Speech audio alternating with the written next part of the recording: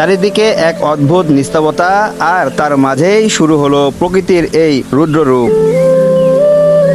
আকাশের ওই মেঘগুলো আজ যেন বড্ড ভারী। হাওয়ায় ভেসে বেড়াচ্ছে হাজারো অভিমান।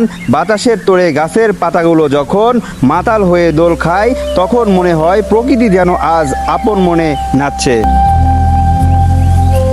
গ্রামের এই ভয়ঙ্কর সৌন্দর্য শুধু চোখে দেখা যায় না, বুক ভরে অনুভব করতে হয়।